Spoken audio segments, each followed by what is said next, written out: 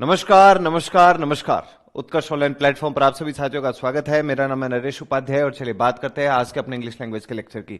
उम्मीद करता हूं सभी आप साथी अच्छे हैं, स्वस्थ हैं और मस्त हैं। चलिए बढ़ते हैं, टेंस पढ़ रहे हैं अपने और टेंस में साथ साथ सीक्वेंस की बात कर रहे हैं, ठीक है ना। और कल अपनों ने एक पैटर्न के बारे में बात करी थी, कंडीशनल्स, और एक बार फिर से आप सभी साथियों को जो है वो याद दिलाना जरूरी है। कंडीशनल्स पैटर्न जो है वो सिंपल फ्यूचर पैटर्न के अंदर अपने पढ़ रहे हैं। तो कल की क्लास में हमने क्या पढ़ा पहले वो आपको बता देता हूं। कल हमने सिंपल फ्यूचर फॉर्मेट जो है वो पढ़ा है भाई।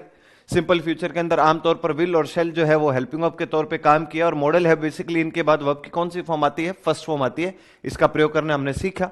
फिर इसके अंदर कुछ सीक्वेंस के पैटर्न आए थे, इनके ऊपर अपनों ने कल बात करी थी कि अगर कभी कोई सेंटेंस हो उसके अंदर मान लीजिए अगर अपने को सिंपल फ्यूचर दे रखा हो और उसके बाद कनेक्टिव के नाम पर, कंजक्शन के नाम पर WHEN व्हेन दे रखा हो, तो अगले क्लोज में आपको सिंपल प्रेजेंट को जो है वो वरीयता पर आप और हम रख सकते हैं। अगर सेंटेंस के अंदर सिंपल फ्यूचर दे रखा हो, कनेक्टिव एज सून एज दे रखा हो, एज सून एज जैसे ही वाला भाव, तब भी उसके बाद जो अपने सिंपल प्रेजेंट को जो वो वरीयता पर है जो रख सकते हैं, प्रयोग कर सकते हैं। अगर सेंटेंस के अंदर सिंपल फ्यूचर दे रखा हो और उस सेंटेंस के अंदर आपको इन केस दे रखा हो, तो उसके बाद भी अपने केस का प्रयोग कर सकते हैं सिंपल प्रेजेंट का। तो इसमें मैंने आपको कल एक पैटर्न लिखवा भी दिया था, वैसे सारे अगर एक साथ याद रखे तो, कि अगर कभी किसी सेंटेंस में व्हेन है, बिफोर है, आफ्टर है, अंटिल है, इन केस है, ठीक है ना, प्रोवाइडेड दैट है, इफ है, एज सुन एज है, ऐसे कोई शब्द हो, इनके बाद आपको ना प्रेजेंट टेंस को वरीयता पर रखना चाहिए। लेकिन कब? जब पहले क्लोज के अंदर आपको फ्यूचर का कोई पैटर्न बेसिकली दे रखा हो तब। ये कुछ बातें थी हमने करी थी। फिर आए थे अपने कंडीशनल्स के पार्ट की ओर। मैं कंडीशनल्स वाला पैटर्न आपको एक बार फिर से याद दिला देता हूं। जिन्होंने कल का लेक्चर नहीं देखा वो तो पक्की बात है नहीं कनेक्ट कर पाएंगे इस बात के साथ, तो मैं दोबारा से एक बार आप सभी साथियों के लिए लिख देता हूं। कल हमने कंडीशनल्स के ऊपर बातचीत करी है। अच्छा, कंडीशनल्स, कोई साथी को ये डाउट रहे कि सर ये नया टॉपिक है क्या? बिल्कुल भी नहीं, हम फ्यूचर के अंदर ही कंडीशंस का जो पैटर्न है उसे पढ़ रहे हैं, क्योंकि इसमें फ्यूचर की, पास्ट की, सभी टेंसेस की जो है वो जरूरत पड़ने वाली है, मदद आपको मिलेगी। तो इसके थ्रू कल को इससे अगर कोई प्रश्न आए और आपकी गलती हो, ऐसा हम होने नहीं देना चाहते भाई, ठीक है ना। कंडीशंस का कोई पैटर्न हो, कंडीशंस में कल मैंने जो आपको एक रूल लिखवाया था, 3 प्रकार की शर्तें हैं जी। पहली जो शर्त है उसको कहते तो क्या है, ओपन कंडीशन या फिर प्रोबेबल कंडीशन या फिर फैक्चुअल कंडीशन। नाम आपसे पेपर में कोई नहीं पूछ रहा, काम पूछेगा उसका। ओपन का मतलब होता है आप खुली शर्त रखते हो किसी के सामने कि यदि तुम मेहनत करते हो तो तुम पास हो जाओगे, मतलब पहले मेहनत करनी पड़ेगी भाई, फिर वो पास होगा, शर्त है ये। लेकिन उस शर्त को पूरा करने का समय भी उसके पास है कि यदि मेहनत करते हो तो पास हो जाओगे, तो मतलब कर लो मेहनत। समय भी उस काम को पूरा करने का आपके पास होता है। ये शर्त है बस उसकी कि अगर मेहनत करोगे तो पास होगे, और उस शर्त को पूरा करने का समय भी आपके पास होता है। ये हमने कल पहली एक शर्त थी जिसके बारे में पता करा था। इसको प्रोबेबल कंडीशन भी कहते हैं। तो नाम प्रोबेबिलिटी का भी मतलब क्या होता है, संभावनाएं वगैरह, ठीक है ना। और एक नाम इसका रखा हुआ है फैक्चुअल कंडीशन, वो अपने अभी आज समझने का प्रयास करते हैं अभी, ठीक है ना। सर टेंस की पहचान क्या होती है सर, ये बता देना। सभी में बताया मैंने विजय जी, है ना। आप हर एक टेंस पर्टिकुलर पढ़ोगे तो पहचान का पता आपको लग जाएगा। तो जैसे कल हमने फ्यूचर में पढ़ा ना कि अगर एक तरफ सिंपल फ्यूचर दे रखा हो, WHEN, कनेक्टिव आ जाए व्हेन, या फिर इन केस अगर आ जाए मान लो आपके एज सुन एज, ठीक है ना, तो इनके बाद अगले क्लोज के अंदर आपको क्या लगाना होता है, सिंपल प्रेजेंट। ये पहचान है, आप जितने भी सीक्वेंस पढ़कर आए हो ना, ये कहीं ना कहीं एक तरीके से पहचान का ही काम करते हैं। बाकी और कोई पहचान नहीं है, सेंटेंस के थ्रू अपने को थोड़ा बहुत आइडिया लगाना होता है भाई, ठीक है ना। सभी को नमस्कार भाई। सर जी कितने क्वेश्चन सही करने होंगे? अंग्रेजी की बात करी जाए तो भैया 15 प्रश्न आएंगे और 15 के 15 ही आपको सही करने होंगे। अब मैं इसमें कैसे कह दूं आपको 5 सही करने होंगे, 10 सही करने होंगे? जितने आते हैं उतने सही करने चाहिए अपने को। कंडीशंस में पहली जो शर्त थी उसका नाम अपने पास था ओपन या फिर प्रोबेबल। ये कल लिखा हुआ है आपने, तो कोई दोबारा लिखने बैठ जाए कहीं।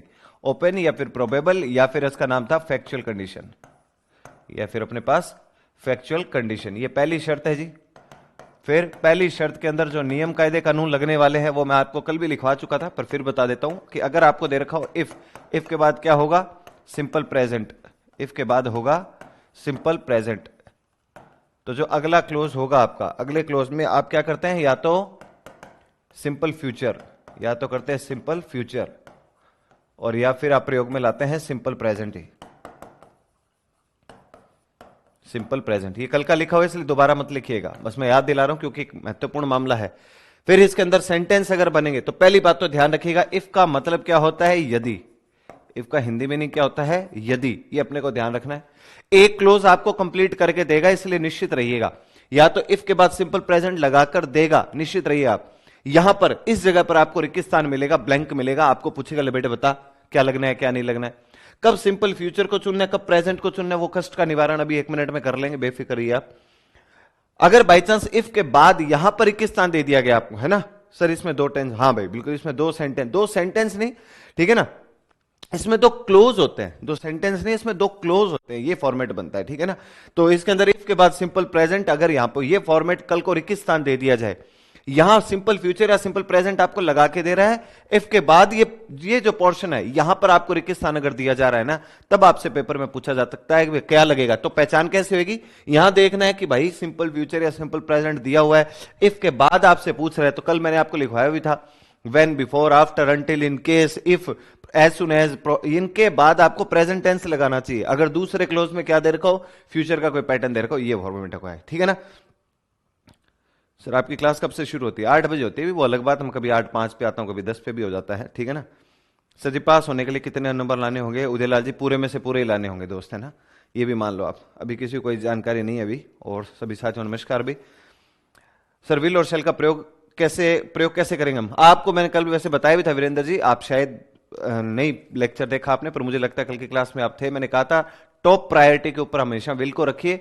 आमतौर पर अपने पढ़ते हैं कि आई और वी के साथ तो शेल लगाते हैं, बाकी मामले जो बच गए उनके साथ विल लगाते हैं, लेकिन मॉडल ऑक्सिलरीज में ठीक इसका उल्टा पढ़ाया जाता है, आई और वी के साथ तो विल और बाकियों के साथ शेल। तो बात ये आती है कि हमें कैसे पहचान होगी, इसलिए इन दिनों मॉडर्न इंग्लिश के अंदर टॉप प्रायोरिटी पे अर्थात वरीयता पर विल को सबसे ज्यादा प्रयोग में लाया जाता है। तो आप विल को प्रयोग करिएगा, कोई चिंता वाली बात नहीं हुई।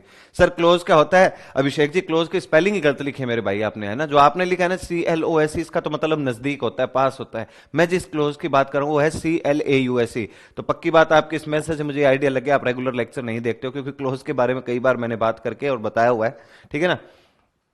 सर वर्ब कितनी याद करनी है? रीडिंग करा करो आप, है ना, वर्ब की कोई संख्या नहीं है कि 2 याद करें कि 10 याद करें, आप रीडिंग थोड़ी बहुत किया करो। स्कूल की टेक्स्ट बुक अगर आप पढ़ लोगे तो रीडिंग ठीक ठाक हो जाएगी आपकी, अच्छी खासी हो जाएगी।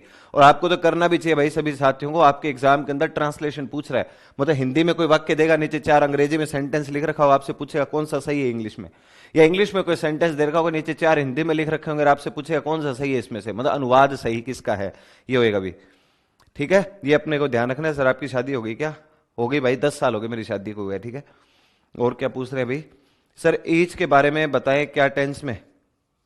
सोनू घोष ने ईच के बारे में क्या ही बताना है, टेंस तो कोई सा भी आ सकता है, बस ये याद रखिएगा। जब हमने डिटरमाइनर्स पढ़े थे, तो आप सोनू जी आप तो मेरे हिसाब से रेगुलर लेक्चर में जुड़ते हैं, आप लेक्चर देखिएगा, ईच और एवरी वाला कंसेप्ट अपनों ने डिटरमाइनर्स में पढ़ा था। ईच और एवरी के ठीक बाद आने वाला नाउन जो है वो सिंगुलर रहता है, और उसके बाद आने वाली वर्ब भी सिंगुलर रहती है। लेकिन अगर ईच और एवरी के बाद ऑफ का प्रयोग कर रखा हो, तब आगे आने वाला नाउन तो प्लूरल है, लेकिन वर्ब कैसे रहनी है? सिंगुलर रहनी है भी, ठीक है ना। चलो भाई अब आ जाते हैं और देख लेते हैं भाई। If you work hard you blank good marks in the exam. Sir ji इसमें क्या लगेगा? पप्पू जी कल ही मेरे भाई ये सेंटेंस लिखवाया ना, if you work hard you will get की स्पेलिंग सही लिखना आप, है ना, गुड मार्क, और मेकिंग नहीं है, मार्क्स होता है वो, ठीक है ना। कल ये सेंटेंस लिखवाया दोस्त, इसी प्रकार का है, ठीक है।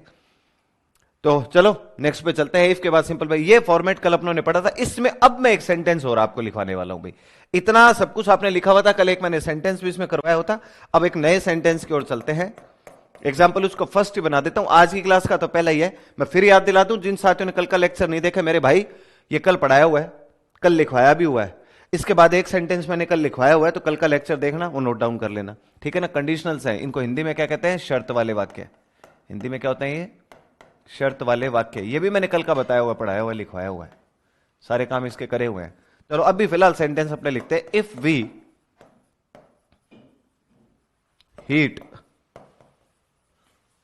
बटर इट ब्लैंक, ऑप्शन आ जाए आपके पास MELT, मेल्ट। बताइए भी दोस्तों क्या उत्तर होगा आपका? नियम कायदे कानून सब लिखे हुए हैं, आप अपने हिसाब से बताइएगा भी।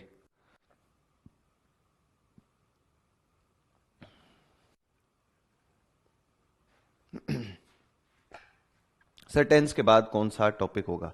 एक्टिव पैसिव होगा शायद। सर एक वचन बहुवचन की पहचान कैसे? बेसिक बेटा ये आइडिया रहता ही है, बाकी मैं आपको आगे आने वाले समय में है ना थोड़े बहुत काउंटेबल अनकाउंटेबल नाउन के बारे में थोड़ा हल्का फुल्का लिखवाऊंगा आपको, तो थोड़ा आपको और लगभग आइडिया लग जाएगा। बाकी अधिकतर में जो है एक वचन बहुवचन की पहचान हो जाती है, कुछ डिफरेंट मामले रहते हैं, है ना, वो मैं आपको सिखा दूंगा, उसके लिए चिंता मत करिए। सर किस क्लास की किताब पढ़े? स्कूल की क्लास मान लो चौथी, पांचवी, छठी, उसकी एक अंग्रेजी की किताब पढ़कर देखिए, आपको पता लग जाएगा कि मामला कितना गड़बड़ चल रहा है अभी।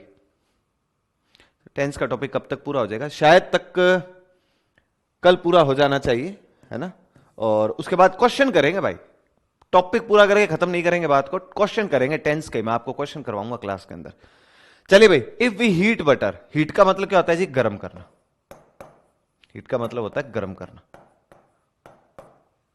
बटर का मतलब घी। मेल्ट, मेल्ट का मतलब क्या होता है? पिघलना। मेल्ट का मतलब होता है पिघलना।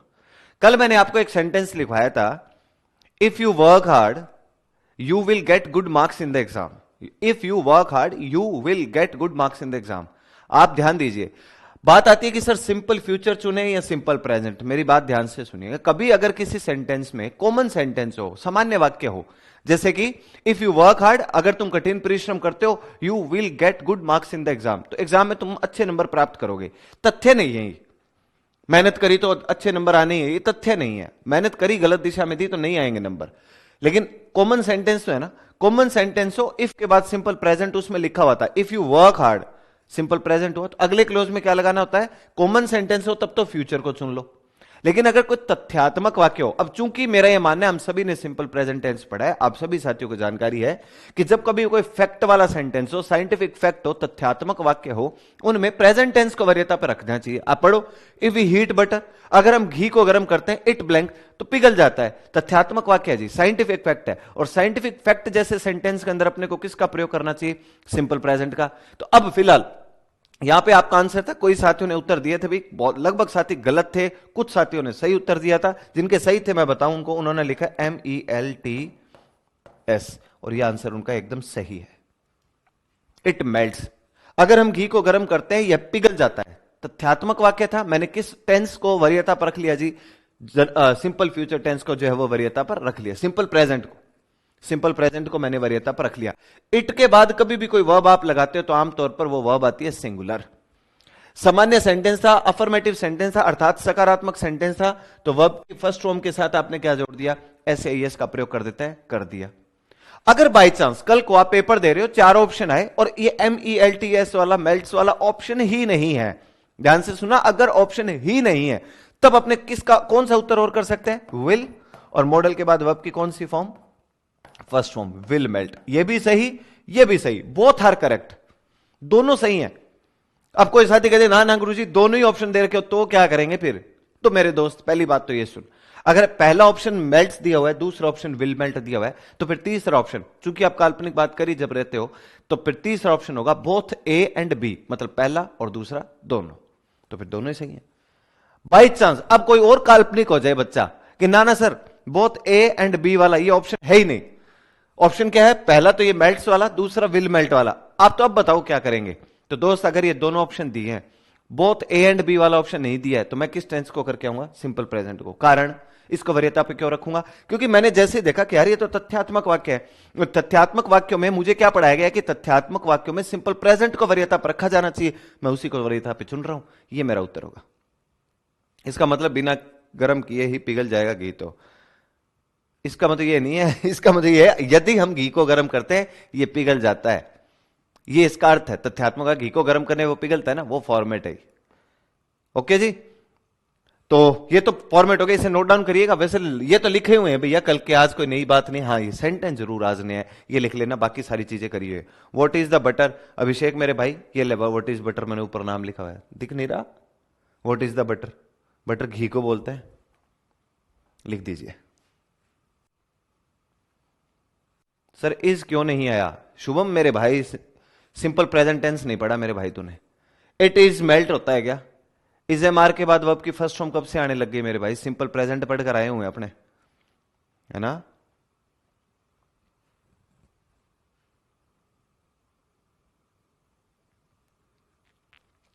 नोट डाउन करिएगा, आगे बढ़े।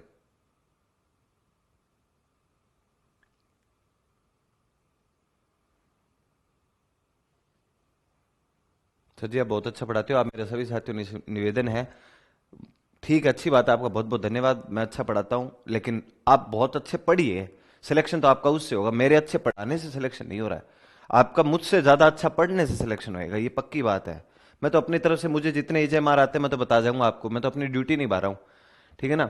निवेदन करता हूं आप सभी साथियों से, जितने भी आप साथ जुड़े हो मेरे, आप सब पढ़िए भाई, सिलेक्शन बिना पढ़े नहीं होगा। कल भी मैंने आपको कहा था, ग्रेड थर्ड वाले साथी भी, पटवारी की तैयारी करने वाले, है ना, अधिकतर जो साथी हैं जो अलग किसी और एग्जाम के लिए तैयारी कर रहे थे, और जिनका अंग्रेजी का हिसाब किताब हो, चाहे कोई सा विषय हो, उनकी पकड़ है, पढ़ रहे हैं वो अच्छे खासे समय से, वो सब सिलेक्शन करवा रहे हैं अपना, वो सब तैयारी कर रहे हैं, सब फॉर्म भरेंगे आपका ये वाला। तो वो जब सब फॉर्म भर रहे हैं तो आपका कंपटीशन ग्रेड फोर्थ वालों के साथ नहीं, आपका कंपटीशन जो grade first and second and grade third and पटवारियों के साथ और ग्राम सचिव साहब के साथ, सबके साथ आपका जो है वीडियो तक आपके फॉर्म को भरने जा रहे हैं, सबके साथ आपका टक्कर होने वाली है। तो कंपटीशन तो सॉलिड है। चलिए लिख दिया, नेक्स्ट पे बढ़ते हैं। एक और सेंटेंस देख लीजिएगा, आपको बताना है उत्तर क्या होगा। If the fog blank get या फिर गेट्स थिक,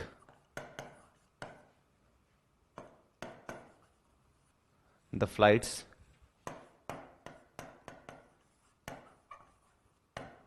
मे बी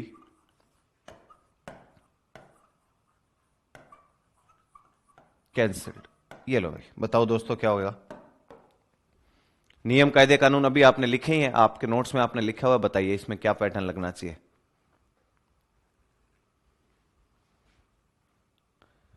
और सर सेंटेंस में पता नहीं लग रहा कि इसमें कौन सा टेंस आएगा। संदीप जी झूठ बात है ये तो भाई मेरे, है ना, झूठ ही बात है ये, मैं नहीं मान पाऊंगा आपकी बात, है ना। अभी 2 मिनट रुको संदीप जी, आपके प्रश्न का मैं उत्तर देता हूं। ऐसा कौन सा टेंस था जिसके अंदर मैंने पहचान नहीं बताई, और हर टेंस के अंदर कहीं ना कहीं सीक्वेंस बताया। आप संदीप जी, मेरा निवेदन है, हर सेंटेंस के अंदर आप सीक्वेंस पे जरूर ध्यान दीजिएगा। अगर आपने जो कमेंट किया है कि टेंस का पता नहीं लग रहा है, तो चिंताजनक हालात है, तो आपको इसका निवारण करना चाहिए, और मैं आपके चलिए मदद करता हूं। इसके अंदर हर टेंस के अंदर हमने सीक्वेंस फॉर्मेट लिखा हुआ है, ठीक है ना। सीक्वेंस का मतलब जैसे हमने लिखा था, वैन के बाद अगर सिंपल पास्ट दे रखा हो तो अगले क्लोज में अपने या तो सिंपल पास्ट करते हैं या पास्ट कंटिन्यूअस, याद है, पास्ट कंटिन्यूअस टेंस के अंदर अपनों ने लिखा था।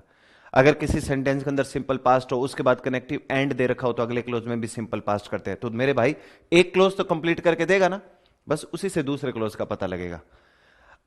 ये भी आपका मैं बताता हूं, सिंपल प्रेजेंट टेंस में जनरली, यूजुअली, नॉर्मली, फ्रीक्वेंटली, है ना, इस तरीके के लिखे रहते हैं। आमतौर पर सिंपल प्रेजेंट टेंस लगाते हैं, लेकिन मैंने आप सभी साथियों से निवेदन किया था कि कुछ ज्यादा भरोसा नहीं करना, लेकिन फिर भी काफी हद तक फिट बैठती है बात, इनका थोड़ा ध्यान रखिएगा ना। हनुमान जी वेरी गुड, शाबाश भाई, सही लिखा है आपने, वेरी गुड, अच्छा लगा ये आपका आंसर देख के।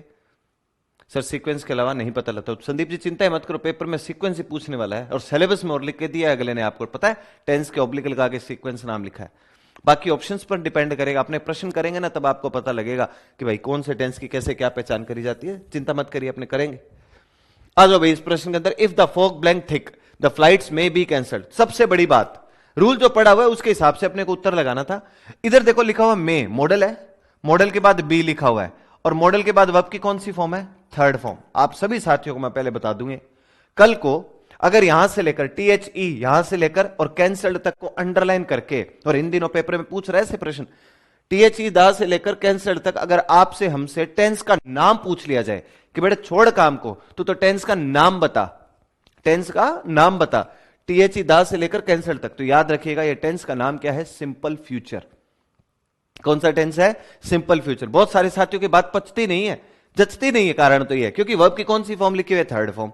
वो देखते हैं सिंपल फ्यूचर में कब से थर्ड फॉर्म आने लग गई मेरे भाई, पैसिव वॉइस में, पैसिव वॉइस में वर्ब की थर्ड फॉर्म आती है। मॉडल के बाद बी लिखा हो और बी के बाद हो वर्ब की थर्ड फॉर्म, तो वो स्ट्रक्चर कैसा बन जाता है, पैसिव का बन जाता है, बन गया।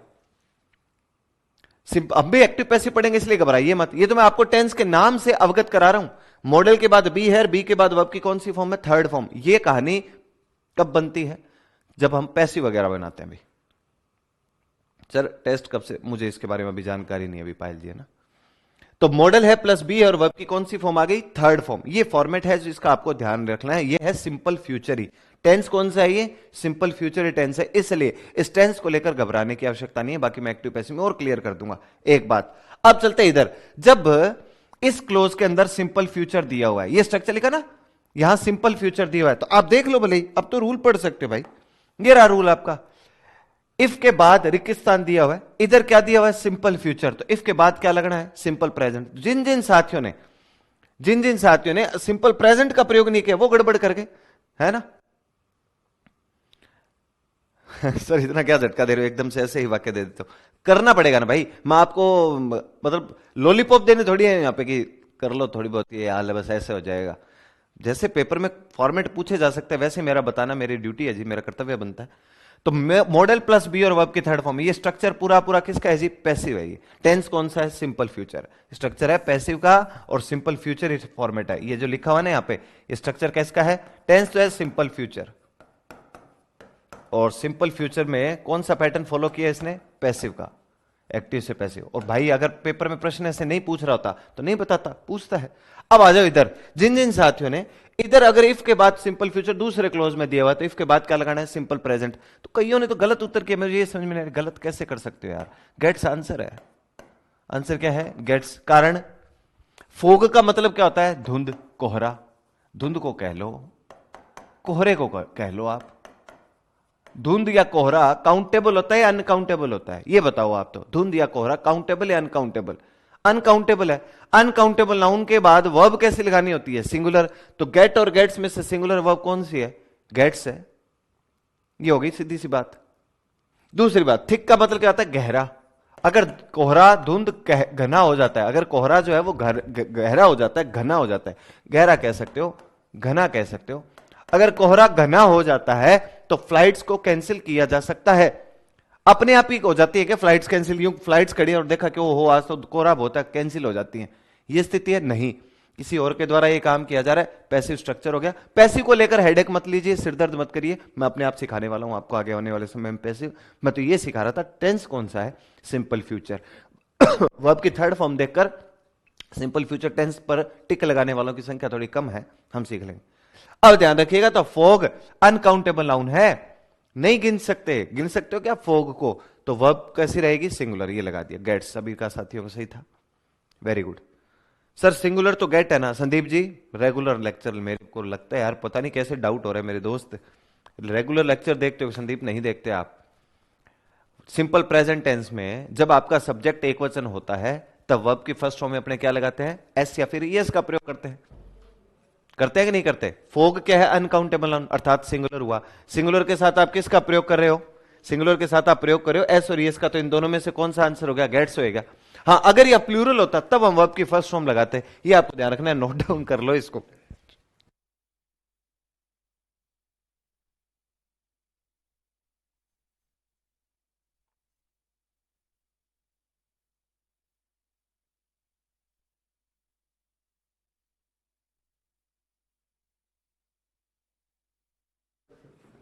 हाँ जी, लिखो इसे। Every day is a good day when you run, simple present tense है वीरेंद्र। इज लगा हुआ है, किसका काम कर रहा है, मेन वर्ब का काम कर रहा है यहां पे। Every day is a good day when you run, हर दिन अच्छा होता है जब आप दौड़ लगाते हो, सिंपल प्रेजेंट है।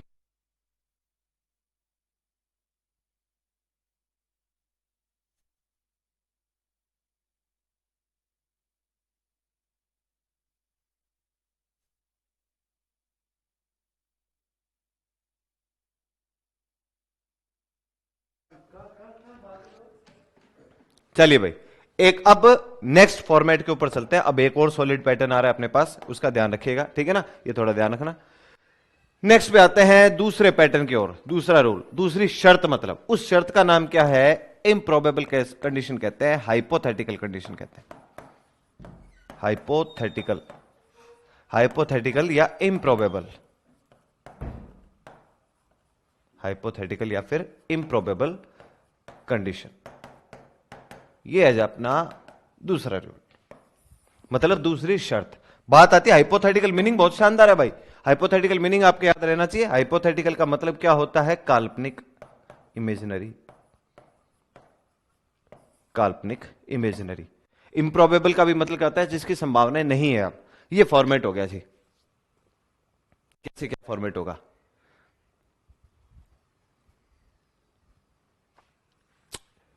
अंदाजी रीडिंग किया करो भाई आप दोस्त, है ना। इंग्लिश को कवर करने का तरीका यही है, जितनी बेहतर आपकी रीडिंग होगी, अनुवाद जितना ठीक ठाक सा कर लोगे, वो बन जाएगा। सर लिखने का टाइम दिया करो। विकास जी बड़ी झूठ बात है भाई, जब से यही स्लाइड पड़ी हुई है, जब से लिख ही रहे हो, है ना, जब से लिखने का ही काम चल रहा है ना। हाँ, अगर वैसे चला जाता हूं कभी, मान लो स्लाइड आगे कर देता हूं, आपने नहीं लिखा होता तो टाइम देता हूं, नो डाउट वापस आ जाता हूं मैं तो उसी पेज के ऊपर आपके कमेंट्स देखकर। पर ये पन्ना तो यहीं रखे हुए कितनी देर हो गई मेरे भाई, है ना। तो विकास ये नहीं चलेगा।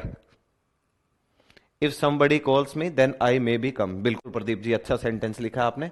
और कंडीशनल्स का पहले रूल आपने लिखा। इफ के बाद देखो आपने सिंपल प्रेजेंट का प्रयोग करा है ना, तो अगले क्लोज में सिंपल फ्यूचर है, may be come. May be कम नहीं भाई, ये है ना, ये जो लिखा है ना, आई मे कम, ये बी हटा दो प्रदीप जी, है ना, बी हटा दो इस सेंटेंस, आई मे कम, बी हटा देना। मॉडल के बाद अगर बी हो तो वर्ब की थर्ड फॉर्म ही आएगी पैसिव स्ट्रक्चर में। तो आपने ये जो लिखा ना, मे बी कम, तो ये जो है मैं आ सकता हूं, आना किसी और के द्वारा नहीं होता, स्वयं के द्वारा होता। तो बी हटा दीजिए, सिंपल फ्यूचर रहेगा और कोई पैसिव स्ट्रक्चर नहीं बनेगा, ये ध्यान रखिएगा।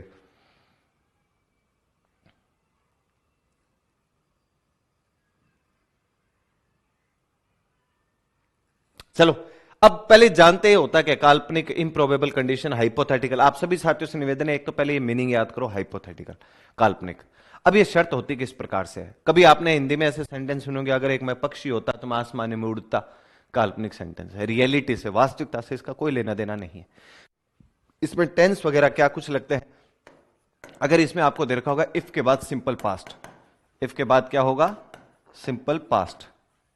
तो जो अगला क्लोज होगा आपका, क्लोज का मतलब हिस्सा, भाग, उसके अंदर क्या करना है, या तो आप कर सकते हो वुड, या कर सकते हो शुड, या कर सकते हो कुड, या कर सकते हो माइट। सब मॉडल ही है ना। और इन सब मॉडल के बाद वर्ब की कौन सी फॉर्म जी, फर्स्ट फॉर्म। जितने भी मॉडल इनके बाद वर्ब की कौन सी फॉर्म आ जानी है, फर्स्ट फॉर्म आ जानी है। वो कुछ भी दे सकता है, वुड या शुड या कुड या माइट, या फिर कुछ भी आपसे पूछ सकता है। ये रूल है हाइपोथेटिकल के अंदर लगने वाला, स्ट्रक्चर है, संरचना उसकी, ठीक है ना। लिखो, इसको नोट डाउन कर लो।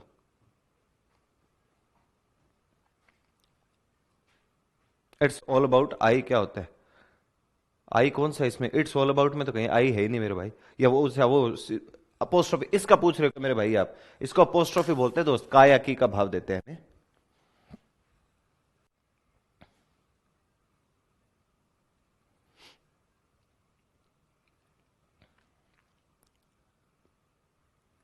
डूइंग योर वर्क, ये कौन सा टेंस है, पहली बात तो ये टेंस है ही नहीं दोस्त शुभम, सेंटेंस नहीं है। डूइंग योर वर्क ये वाक्य नहीं है।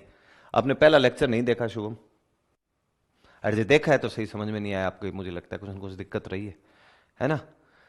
बताता हूं ये आपको, डूइंग योर वर्क ये कोई सेंटेंस है ही नहीं, ये तो फ्रेज है केवल एक, है ना। डूइंग योर वर्क, केवल इतना बोले डूइंग, और कोई पूछ ले क्या कर रहा भाई, वो इतना बोल के रुक जाता है, डूइंग योर वर्क, काम कर रहा हूं तेरा। तो ये तो बोलचाल में प्रयोग में लाया जाता है। ये सेंटेंस ऐसे बनता, I am doing your work, I am doing your work, तो प्रेजेंट कंटिन्यूअस टेंस होता है। बताइए भाई। चलिए भाई, तो इफ के बाद हो सिंपल पास्ट। चलो मैं अब आपको एग्जांपल दिखाता हूं इसके, कैसे क्या फॉर्मेट बनेगा। सेंटेंस आ जाए, if I blank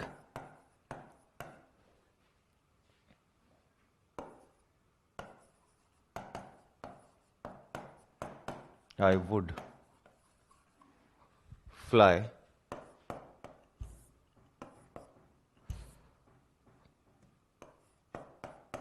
in the sky। बहुत पुराना सेंटेंस लिखा, स्कूल टाइम से इस लेक्चर ये सेंटेंस आता रहा है। आप कोई भी प्रैक्टिस सीरीज वगैरह करो, वहां आपको ये सेंटेंस मिल जाए। काफी पुराना सेंटेंस है ये, लेकिन अभी फिलहाल मैं आपसे आंसर की उम्मीद करता हूं। क्या करके आते हैं आप इसके अंदर। संदीप यार दोस्त, तुमने ये सेंटेंस सही लिखा, मतलब ये उत्तर सही लिखा है, पर पता नहीं आपने आई के साथ वर को माना है कि क्या होता क्या नहीं होता। पर एक बार चलिए अपने करते हैं बात। लगभग साथियों ने इसमें वर लिखा है, और वेरी गुड भाई, स्कूल लेवल का सेंटेंस है। चलो भाई, अब एक कॉमन वाक्य लिखता हूं पहले मैं आप सभी साथियों के सामने। मान लो मैं ये सेंटेंस बोल रहा हूं, I was playing cricket, I was playing cricket. इसमें वॉज सही है या वर लगाना चाहिए, ये और बता दीजिएगा आप मुझे सभी साथी। I was playing cricket, sir सारे ही करता हूं, नहीं करते दोस्त संदीप जी, और तो गलत चल रहे थे आज आपके प्रश्न जो है। आई वॉज प्लेइंग क्रिकेट, इसमें आई वॉज प्लेइंग क्रिकेट होना चाहिए, आई वर प्लेइंग क्रिकेट होना चाहिए, ये बताइएगा। ये आप सभी साथियों ने सही बताया अभी, वॉज आप बता रहे हैं, वेरी गुड। चलिए समझते हैं मेरी बात को। इफ आई ब्लैंक बर्ड, अगर मैं एक पक्षी होता, आई would fly in the sky, मैं आसमान में उड़ता। ये सेंटेंस है। पता कैसे चलेगा पेपर में, चिंता मत करिए। मान लो इस तरीके से दे रखा होगा, आपको ऑप्शन होंगे was, were, is, am, are, has, have, had, इस तरीके कितने ऑप्शन आपको दे रखे हो मिलेगा उसने। आपको इस सोचते ना कि सर ऑप्शन अगर हो तो कितने, वॉज दे रखा है, वर दे रखा है, इज, एम, आर दे रखे हैं, डू, डज दे रखे हैं, इस तरीके के आपको ऑप्शन दे रखे हैं मान लो सारे ही। और आपको पूछे कि बेटे बताओ क्या लगेगा। इफ के बाद आपको यहां पे ब्लैंक दिया हुआ, रिक्तस्थान दिया हुआ, आपने अगले क्लोज को चेक करना है। पहले क्या लिखा हुआ, वुड, और वुड के बाद वर्ब की कौन सी फॉर्म है, फर्स्ट फॉर्म। ये रहा वुड, और वुड के बाद आपको दे रखी है वर्ब की फर्स्ट फॉर्म। फ्लाई वर्ब की कौन सी फॉर्म है, फर्स्ट फॉर्म है। फ्लाई का मतलब उड़ना। अगर मैं एक पक्षी होता तो मैं आसमान में उड़ता, है क्या वो पक्षी, नहीं है। रूल का नाम क्या है, हाइपोथेटिकल, काल्पनिक। थोड़ा सा ध्यान से सुनिएगा, यहां उत्तर जो होगा बी। बी की सेकंड फॉर्म क्या होती है, पहले दिन पहली कक्षा में आपको लिखवाई हुई मैंने बी की सेकंड फॉर्म, अगर आपको याद हो तो। बी फर्स्ट फॉर्म के तौर पे लिखा था, सेकंड फॉर्म हमने लिखी थी वॉज ऑब्लिक वर। वॉज और वर दोनों सेकंड फॉर्म के तौर पे अपनों ने लिखा हुआ है। अब बात आती है कि सर क्या लगेगा। आमतौर पर एक वचन के साथ वॉज लगता है, इसमें कोई दो राय नहीं है। आमतौर पर नहीं, दोस्त अनु है, ये गलत हो जाएगा। If I am a bird, I am नहीं होगा, गलत। आगे आप देखो वुड लिखा हुआ है, वुड के बाद वर्ब की फर्स्ट फॉर्म, और आपने भी वुड और वर्ब की फर्स्ट फॉर्म लिखा है, तो क्या लगना है, सिंपल पास्ट। सिंपल पास्ट के अंदर कब से इज, एम, आर लगने लगे, आप कैसे एम लगा सकते हो। देख के गलती नहीं होनी चाहिए। पेपर में तो चलो कोई ऑप्शन देता है, केवल मात्र ऊपर कोई निर्देश नहीं देता। यहां तो साफ तौर पे ऊपर रूल लिखा पड़ा है, पेपर में कोई रूल नहीं लिखा हुआ है, यहां तो रूल लिखा पड़ा है साफ साफ। अब देखो बी की सेकंड फॉर्म वॉज और वर आपने पढ़ी हुई है। कभी भी किसी सेंटेंस के अंदर वॉज और वर में से काल्पनिक वाक्य हो तब हमेशा वर वरीयता पे रखा जाता है। यहां आंसर जो होगा वो आपका होगा वर। क्या होगा, वर। और ये वर पता है आपको वर्ब की कौन सी फॉर्म है, सेकंड फॉर्म। अब कारण सीखिए, अब कारण सिखाना आपको जरूरी है। आप सोचेंगे अरे यार गुरुजी आई के साथ तो वॉज पढ़ाया था आपने पास्ट कंटिन्यूअस टेंस में, सही पढ़ाया था भाई। आई के साथ वॉज लगता है सामान्य सेंटेंस में, जनरल सेंटेंस में, कॉमन सेंटेंस में। लेकिन अगर कभी कोई काल्पनिक वाक्य हो तो याद रखिएगा वर लगेगा। और वहां आई की बात नहीं भाई, यहां पर आपका नाम, मेरा नाम, ही, शी, यू, वी, दे, कुछ भी लिखा होता है यहां पर इस जगह पे, तब भी किसका प्रयोग करा जाना था, वर का ही प्रयोग किया जाना था। बात आती है गुरुजी पता कैसे चलेगा, वाक्य को पढ़ लो और अगले क्लोज के अंदर स्ट्रक्चर देख लो। अगर मैं एक पक्षी होता, मैं आसमान में उड़ता, है क्या वो पक्षी, हो सकता है क्या वो पक्षी, काल्पनिक सेंटेंस है। काल्पनिक सेंटेंस में किसको वरीयता पर रखते हैं, वर को। आपको होता है अंग्रेजी के अंदर ना वर को SUPPOSED स्पोज फॉर्म माना गया है। क्या माना गया है, स्पोज फॉर्म। स्पोज फॉर्म का मतलब काल्पनिक वर्ब माना गया है, काल्पनिक क्रिया माना गया है। हुआ क्या कि वोज और वर वर्ब की सेकंड फॉर्म है। वोज और वर में से ना वर को एक अलग वरीयता दे रखी है कि बेटे, वर को बिठाया, उसको बोला कि बेटे देख बहुवचन के साथ तू लगता है, ठीक बात है। वोज को भी बिठाया इधर कि वोज बेटे एक वचन के साथ तू लगता है। कॉमन सेंटेंस और सामान्य सेंटेंस बेटा वोज तुम, और अगर कॉमन सेंटेंस है, सामान्य सेंटेंस है और बहुवचन अगर सब्जेक्ट है तो बेटे वर आप। उन्होंने बोला ठीक है जी। लेकिन फिर उन्होंने वर को बोला कि बेटे ऐसा करो, वर आपको एक अलग वरीयता और दी जाती है। कभी कोई काल्पनिक वाक्य हो तो वर आप प्रयोग में आओगे, उसमें कोई फर्क नहीं पड़ेगा कि वो एक वचन है या बहुवचन है। यहां आई होने को एक वचन ही था, लेकिन फिर भी अपने किसका प्रयोग कर रहे हैं, वर का। कारण यह है भाई, स्पोज फॉर्म के तौर पर जाना ही किसको गया है, वर को जाना गया है। ये अपने को ध्यान रखना है। मान लो ऐसे ही सेंटेंस होता, कुछ इस प्रकार सेंटेंस होता, I was going there, I was going there with my father, with my father. मान लो बात आ जाएगी साहब ये सेंटेंस फिर बताओ सही है कि गलत है। कोई समस्या नहीं, इस सेंटेंस में कहीं कोई कष्ट नहीं है, ये सेंटेंस एकदम ओके है। I was going there with my father, मैं वहां जा रहा था मेरे पिताजी के साथ, कोई समस्या नहीं। इसमें बस वॉज किसका काम कर रहा है, हेल्पिंग वर्ब का, और गोइंग किसका काम कर रहा है, वर्ब की फोर्थ फॉर्म का, आईएनजी वाली वर्ब। मैं वहां अपने पिताजी के साथ जा रहा था, सामान्य सेंटेंस है, कोई काल्पनिक वाक्य थोड़ी है। काल्पनिक होता तो विचार करते। मान लो सेंटेंस कुछ इस प्रकार आ जाए आपके पास, I was there, I was there for your help, I was there for your help, मैं वहां तुम्हारी सहायता के लिए था। I was there for your help, इस सेंटेंस के अंदर वॉज क्या है जी, कोई समस्या नहीं है। वॉज यहां पर किसका काम कर रहा है, वर्ब की सेकंड फॉर्म का काम कर रहा है। एक जगह तो सहायक क्रिया, एक जगह पर वर्ब की सेकंड फॉर्म है। सीख लो, समझ लो, बहुत साथी इसमें उलझ जाएंगे, जिनको जानकारी है वेरी गुड। पहले यही सको, कॉमन सेंटेंस था, पास्ट कंटिन्यूअस का सेंटेंस था, मैंने वॉज गोइंग लिखा, तो वॉज के बाद भाई वर्ब की या तो आ सकती है थर्ड फॉर्म या आ सकती है वर्ब की फोर्थ फॉर्म, अगर ये सहायक क्रिया के तौर पे काम करे तो। सिखाया हुआ है मैंने पहली क्लास में। वॉज जो है यहां पर सहायक क्रिया का काम कर रहा है, गारंटी कौन दे रहा है? आगे वर्ब की फोर्थ फॉर्म लिखी हुई है। मैं वहां अपने पिताजी के साथ जा रहा था, सामान्य सेंटेंस है, कॉमन सेंटेंस है, लगाओ भाई साहब वॉज सहायक क्रिया है, आई के साथ वॉज ही लगता है। पता मैं ये इफ के बाद आई वाले में वर लगाकर आपको आगे क्यों नहीं बढ़ रहा? कारण है मैंने ये दोनों सेंटेंस क्यों लिखवाया, ताकि कहीं मन में ये वहम हो जाए, कला भाई आई के साथ तो वर ही लगता है। वर तब लगेगा जब काल्पनिक वाक्य हो, और वो केवल आई के साथ नहीं, आपका नाम होता है। यहां पे आप आई हटा दो, आपका नाम लिख लो, मेरा नाम लिख दो, ही लिख दो, शी लिख दो, तब भी क्या रहना है? वर ही रहेगा। फिर आता है इधर, तो ये तो वॉज था सहायक क्रिया। इधर I was there for your help, मैं वहां तुम्हारी मदद के लिए था। इस वॉज को मैं सहायक क्रिया का दर्जा नहीं दे पाऊंगा, कारण अगर ये सहायक क्रिया होता तो इसके बाद या तो थर्ड या फोर्थ, इन दोनों में से कोई एक होता, कोई सही नहीं है। तो ये वॉज खुद किसका काम कर रहा है? वर्ब की सेकंड फॉर्म का। किसकी सेकंड फॉर्म है? बी की। बी की सेकंड फॉर्म वॉज और वर, ये बी की सेकंड फॉर्म क्या होती है? एक तो वॉज होती है, एक वर होती है। एक वचन के साथ वॉज और बहुवचन के साथ वर। लेकिन काल्पनिक वाक्यों में किसका प्रयोग किया जाता है? वर का प्रयोग किया जाता है, चाहे किसी प्रकार का मामला हो। हाँ, फर्स्ट चैप्टर में पढ़ा था, सही बात है। करो इसे एक बार आप हम नोट डाउन, फिर आगे बढ़ेंगे। पहले नोट डाउन कर लीजिएगा।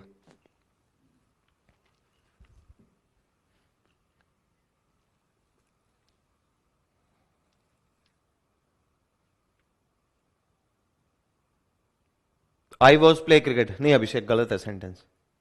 आई should play in the New Zealand, ये भी गलत है सेंटेंस। दोनों ही सेंटेंस गलत है आपके, है ना? तो दोनों ही इससे गलत है। आई वॉज प्ले क्रिकेट गलत, आई वॉज प्लेइंग क्रिकेट करो। और अगर मैंने क्रिकेट खेला ये बोलना चाहते हो तो आई प्लेड क्रिकेट, ये करो अभिषेक। और I should play in the New Zealand, New Zealand के साथ आर्टिकल नहीं आएगा, हटा दो।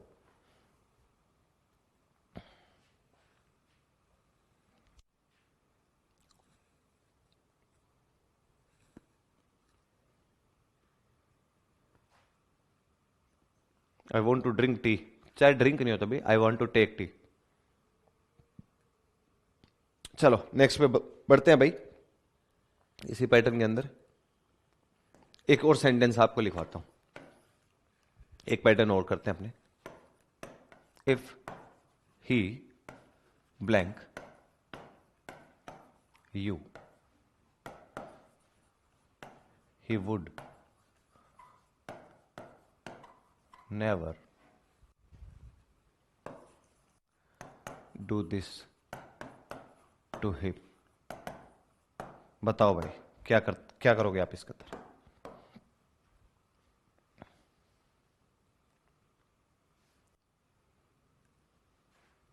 क्या आपका आंसर होगा? क्या पैटर्न होगा? हाँ भी लिखवाएंगे विजय जी, जिंदा मत करो आप, है ना? अभिषेक आपको आपके प्रश्न का उत्तर मैं दे चुका हूं भाई, है ना? आप दोबारा लेक्चर को शायद कमेंट करके गायब हो गए थे कहीं, आपको मैंने उत्तर अभी दिया था। आई वॉज प्ले क्रिकेट गलत सेंटेंस है, आई should play in the New Zealand ये भी गलत सेंटेंस है, न्यूजीलैंड से दा हटा दो, गलत था मामला। उधर वो आई वॉज प्ले क्रिकेट वो सेंटेंस आपका गलत है ना?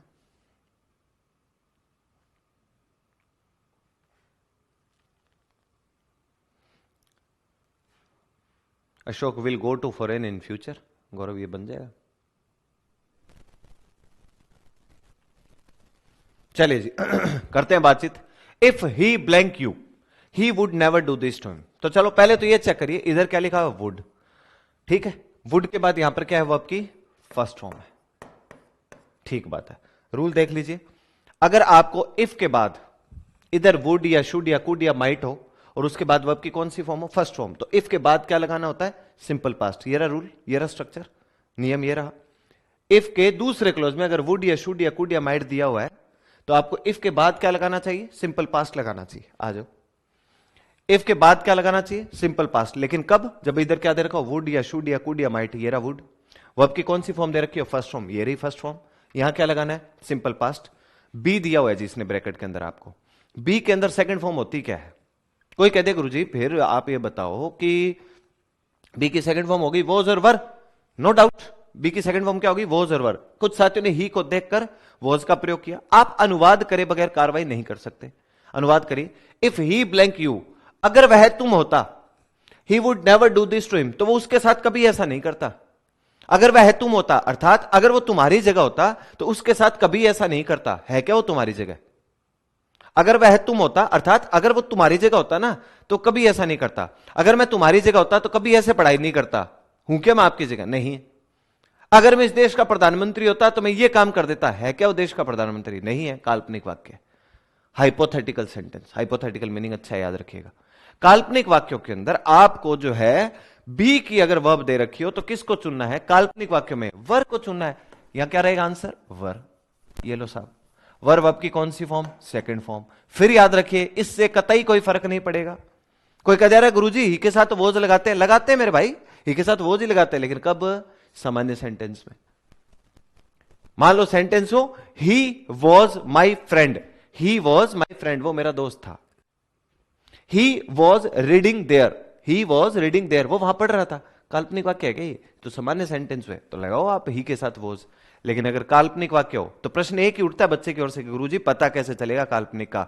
थोड़ी पहचान तो आपको करवा देगा ये वुड वाले काम या शुड या कुड या माइट और उसके बाद आपकी फर्स्ट फॉर्म। और थोड़ी सी पहचान अगर हल्का सा अनुवाद कर लोगे तो आप खुद अर्थ बनाकर देख लो। सामान्य सेंटेंस है। अगर वह तुम होता, अर्थात तुम्हारी जगह होता, वो उसके साथ कभी ऐसा नहीं करता। यह अनुवाद है इसका।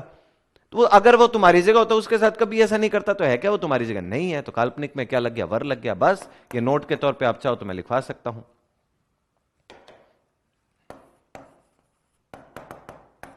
यदि काल्पनिक सेंटेंस हो, यदि काल्पनिक सेंटेंस हो, हाइपोथेटिकल, यदि काल्पनिक सेंटेंस हो तो स्पोज्ड फॉर्म, तो स्पोज्ड फॉर्म वर को रखा जाता है। वर को रखते हैं यदि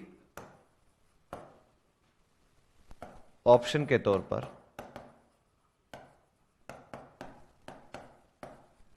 ऑप्शन के तौर पर,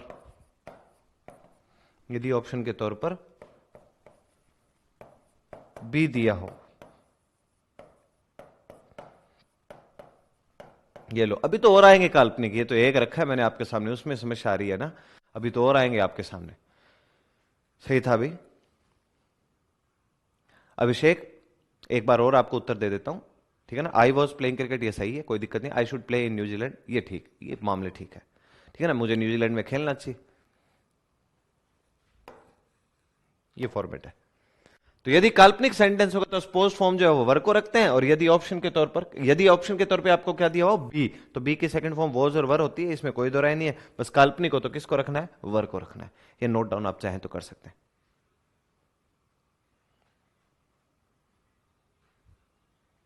हाइपोथेटिकल है बिल्कुल भाई संदीप, अगर हाइपोथेटिकल संदीप जी कोई दिक्कत वाली बात नहीं, अपने काल्पनिक वर्ब के तौर पर वर्क को चुनते हैं।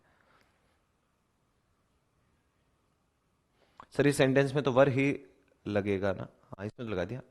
I play A cricket, Ramesh गलत है सेंटेंस है। आई प्ले, मैं एक क्रिकेट खेलता हूं। दो क्रिकेट कौन से होते हैं? एक ही होता है क्रिकेट, है ना। आई प्ले क्रिकेट तक तो ठीक था।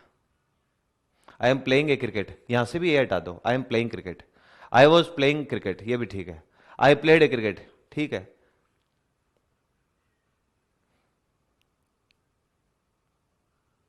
सर बी फॉर्म के अलावा हो तो वर्ब की सेकंड फॉर्म, हाँ बी के अलावा कोई और वर्ब हो तो फिर वर्ब की सेकंड फॉर्म ही लगाएंगे जो उसकी संबंधित सेकंड फॉर्म होगी बी के अलावा।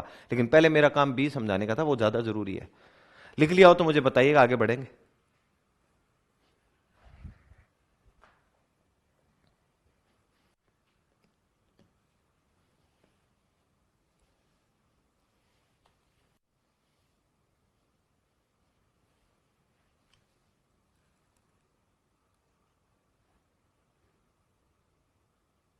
चलिए बढ़ते हैं आगे।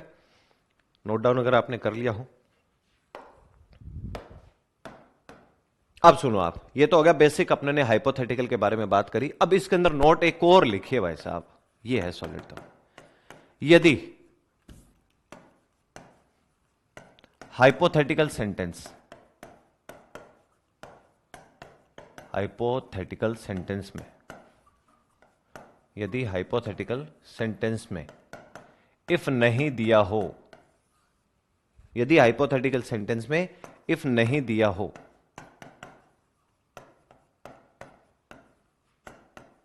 तो इन्वर्जन अप्लाई करते हैं। ये लो भाई साहब, ये फिर आ गया इन्वर्जन। इन्वर्जन और इन्वर्जन मैंने कैपिटल लेटर बड़े अक्षरों में लिखा है, कोई बात नहीं, ताकि थोड़ा आपका ध्यान जाए इस ओर। इन्वर्जन अप्लाई करते हैं।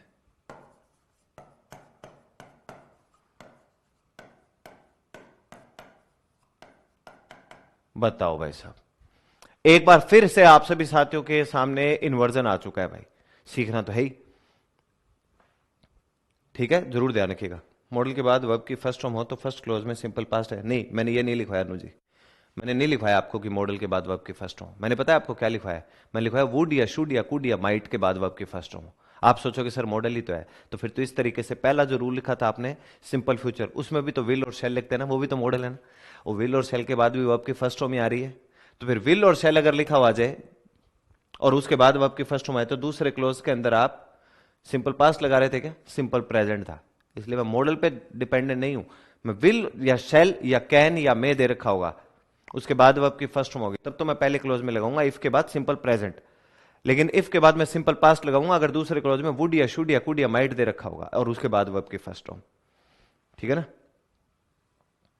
बताओ, देख, यदि हाइपोथेटिकल सेंटेंस में इफ नहीं दिया हो तो इन्वर्जन अप्लाई करते हैं। अब कैसे भाई? आपको करना तो खुद को चाहिए काम, ये इन्वर्जन कैसे अप्लाई करोगे इसका उदाहरण तो मुझे आपको बता देना चाहिए अभी तक। देखो, पहली बात तो हाइपोथेटिकल सेंटेंस कौन से? ये जो अभी अपने पीछे लिखे हैं, इसमें इसने एक शर्त रख दी, क्या ना दे रखा हो, इफ नहीं दे रखा हो तो क्या अप्लाई करना है? इन्वर्जन। तो एक काम करिए, आप सभी साथियों से निवेदन है, कमेंट्स के अंदर मुझे जो है वो आप राजा वाला वो जो सेंटेंस था, सॉरी पक्षी वाला जो सेंटेंस था, अगर मैं एक पक्षी होता मैं आसमान में उड़ता, उस सेंटेंस का इन्वर्जन करके कमेंट्स में बता दीजिए, वही मैं लिख दूंगा यहां पे अगर सही लिखा तो। और इन्वर्जन क्या होता है क्या नहीं होता, जिस साथी को नहीं पता पहले सिंपल प्रेजेंट टेंस पढ़ भी दोस्त जाके, है ना। इन्वर्जन का मतलब putting the verb before the verb, putting the verb before the subject. Sentence के अंदर सब्जेक्ट से पहले आप वर्ब को रखते हो, ये इन्वर्जन होता है। आमतौर पर बदलाव इसका हिंदी अर्थ होता है। इन्वर्जन का मतलब बदलाव, सब पढ़ाया हुआ है भाई, ठीक है ना। बताओ क्या फॉर्मेट बनेगा?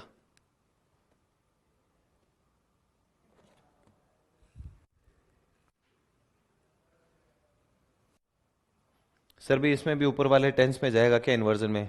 गलत दिमाग लगा के, वो स्टेटिव वर्ब डायनेमिक वर्ब थी, जहां ऊपर वाले टेंस में आप भेज रहे थे वो स्टेटिव वर्ब डायनेमिक होता है, ये इन्वर्जन है। बताओ भाई, वुड काल्पनिक वाक्य की पहचान करवाता है दोस्त, है ना, पूर्व किसी घटना की। वुड का कोई हिंदी अर्थ नहीं होता, वुड मॉडल है, ये काल्पनिक वाक्य की पहचान करवाता है। चलिए मैं आपको इन्वर्जन बताता हूं, और इस सेंटेंस का इन्वर्जन बताता हूं आपको। इसका पहले इसका बता देता हूं। If I were a bird I would fly in the sky. Paper के अंदर ध्यान रखिएगा, अगर ऐसे सेंटेंस के अंदर इफ का प्रयोग नहीं कर रखा हो तो इन्वर्जन करना होता है। तो पेपर में शातिर आदमी क्या करेगा? इफ नहीं देगा। क्या नहीं देगा? इफ नहीं देगा, और बाकी सेंटेंस यूं का यूं लिख दे, और आपको पूछेगा बेटे बता सही है कि गलत है। याद रखिएगा गलत है ये सेंटेंस। कब? जब क्या ना दे रखा हो, इफ नहीं दे रखा हो। अभी तो इफ है इसलिए सही है सेंटेंस, लेकिन क्या ना दे रखा हो, इफ नहीं दे रखा हो, तो सेंटेंस हो गया गलत। तो चलिए बनाते हैं। If I were a bird I would fly in the sky. अगर ऐसे सेंटेंस के अंदर इफ नहीं दे रखा हो तब क्या करना है? इन्वर्जन करना है। तो करना क्या? इन्वर्जन का मतलब putting the verb before the subject. I से पहले किसको रख दो? Were. Were I a bird, were I a bird I would fly in the sky, I would fly in the sky. ये लो साहब, ये मैंने कर दिया सेंटेंस को सही, और ये मैंने पहले रख दिया वर्ब को, फिर मैंने क्या रखा? सब्जेक्ट रखा। This is inversion. ये फॉर्मेट है जो किस में बन चुका है? आपका इन्वर्जन में बन चुका है। अब कुछ साथी सोच रहे हैं अरे गुरुजी ये कैसे हो गया? यहां तो सब्जेक्ट के तौर पर प्रोनाउन दे रखा है ना, सर्वनाम। तो आपने तो लिखवाया था इन्वर्जन में कि अगर सर्वनाम हो तब तो इन्वर्जन नहीं करते, लेकिन संज्ञा हो सब्जेक्ट के तौर पे तो इन्वर्जन करते हैं। वो बात केवल हेयर और देयर पर ही सीमित होती है। हेयर और देयर के बाद ऐसी कोई कहानी नहीं है। इस सेंटेंस में अगर आपको वर नहीं दी, इफ नहीं दे रखा हो तो इन्वर्जन करना होता है। तो वर को तो ले आओ पहले, were I a bird I would fly in the sky. ये आपका सेंटेंस एकदम ओके, कोई कष्ट नहीं है सेंटेंस के, इन्वर्जन फॉर्मेट है। लेकिन क्या ना दे रखा हो? जब इफ नहीं दिया गया हो तो, इफ नहीं दिया गया हो तो ये काम करना है। ये पैटर्न को आपको ध्यान रखना है। ये जो सेंटेंस आपका, if he were you he would never do this to him, अगर इस सेंटेंस के अंदर इफ नहीं होता तो ये कैसे बना देते? इफ का प्रयोग करना नहीं है। इफ ही वर यू, तो were he you, he would never do this to him, never do this to him. ये लो जी, ये कर दिया अपनों ने सेंटेंस एकदम ओके। ये वर पहले रख दिया, फिर सब्जेक्ट रख दिया, कोई समस्या नहीं है, ये इन्वर्जन हो गया आपका। ये मैंने कौन सा पैटर्न चुन लिया, इन्वर्जन का। पेपर में कष्ट चिंता मत करिएगा, कोई घबराने की जरूरत नहीं है। इफ नहीं देगा होगा तब करना है ये काम। ये लिखो भाई,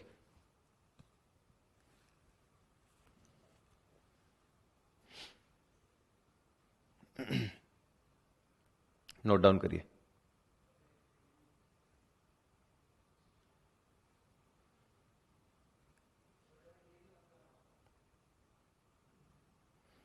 बढ़िया भी सूर्य जी, बनाए रखो, क्लास रेगुलर ले रखो और नोट्स बनाओ, अच्छी बात है।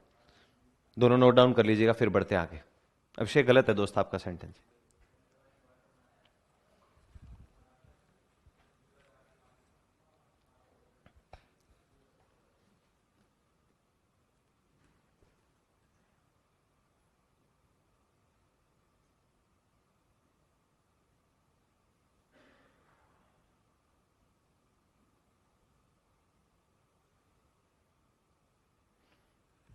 लिख दिया क्या?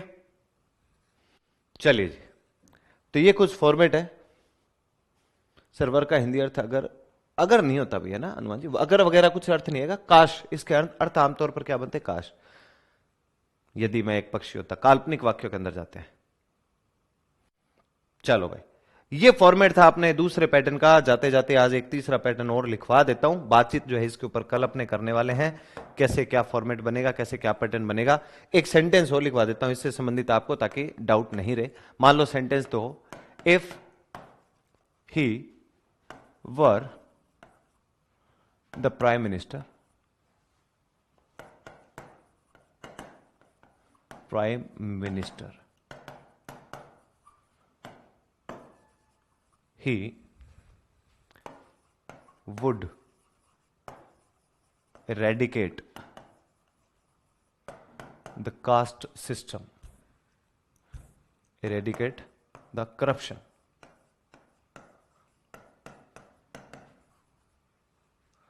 completely। मान लो ये सेंटेंस आ जाए, प्रश्न आपसे हो जाए कि राइट है या रॉन्ग है। इधर देखो क्या लिखा हुआ, वुड। वुड के बाद वर्ब की कौन सी फॉर्म है, फर्स्ट फॉर्म। इरेडिकेट का मतलब क्या होता है, उन्मूलन करना, हटाना। उन्मूलन, उन्मूलन करना, हटाना, रिमूव करना। अगर वो एक प्रधानमंत्री होता, वो क्या करता भाई, करप्शन को कंप्लीटली, पूर्ण तौर पर क्या कर देता, उन्मूलन कर देता, हटा देता। करप्शन का हिंदी अर्थ क्या होता है जी, भ्रष्टाचार। करप्शन का अर्थ हुआ भ्रष्टाचार। अगर वो एक प्रधानमंत्री होता तो वो करप्शन का पूर्ण तौर पर सफाया कर देता, उन्मूलन कर देता। ही के बाद क्या लिखा हुआ, वर। कहीं कोई समस्या नहीं है। वर्ब की कौन सी फॉर्म, सेकंड फॉर्म। कैसी फॉर्म, पोस्ट फॉर्म। इधर वर लिखा हुआ है, वर्ब की सेकंड फॉर्म है। इधर देखो वुड है, वुड के बाद वर्ब की कौन सी फॉर्म है, फर्स्ट फॉर्म। पेपर में एक जगह पर तो ब्लैंक देने वाला है। अगर इसी सेंटेंस को आपने इन्वर्जन में बनाना हो, इसी सेंटेंस को कैसे फॉर्मेट में बनाना है, आप सभी साथियों ने इन्वर्जन में बनाना है, तो कैसे बनाएंगे ये और बता दीजिए। इस सेंटेंस को आपको इन्वर्जन में अगर बनाना हो, तो इन्वर्जन का मतलब सेंटेंस में क्या ना हो, इफ ना हो। इस सेंटेंस में कहीं कोई समस्या नहीं है, एकदम सही है सेंटेंस। लेकिन अगर इन्वर्जन बनाना हो तो क्या करना होगा अपने को, ठीक है ना। अपने कुछ नहीं करना, ही सेंटेंस में पहले किसको रखो, ही। फिर किसको रख दो, वर। सॉरी, पहले लिया वर को, were he the prime minister, were he the prime minister, were he the prime minister. He would, meaning बहुत अच्छा है, इरेडिकेट याद रखिएगा। ही वुड इरेडिकेट, इरेडिकेट का मतलब उन्मूलन करना, हटाना, द करप्शन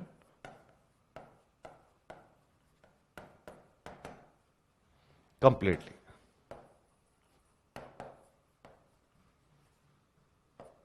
ये लो जी, ये पैटर्न आपका किस में हो गया, इन्वर्जन फॉर्मेट में हो गया। बस ध्यान रखिएगा क्या नहीं दिया हुआ इसके अंदर, इफ का प्रयोग नहीं होगा।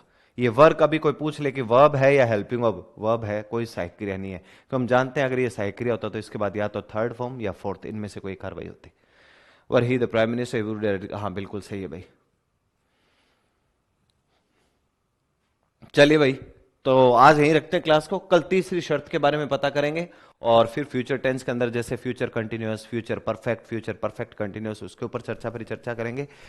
इसको नोट डाउन कर लीजिएगा, नेक्स्ट सेशन के अंदर अपने मिलेंगे। तब तक को इन चीजों को सीखिए, समझिए, पेपर में ऐसे ही पूछे जाते हैं तो है ना, जो लट्टू दे बैठे रहने का कोई फायदा नहीं है, सीखना तो पड़ेगा, प्रयास करना पड़ेगा, मेहनत करनी पड़ेगी, नहीं तो सिलेक्शन होगा नहीं, खींच ले जाएंगे सिलेक्शन कोई और ही लोग। तो थोड़ा मेहनत पे ध्यान दीजिएगा आप, ठीक है। नेक्स्ट सेशन में मिलेंगे, तब तक के लिए स्वस्थ रहना है, मस्त रहना है, पढ़ते रहना है, उत्कर्ष परिवार के साथ जुड़े रहना है। धन्यवाद, टेक केयर, बाय बाय, जय हिंद।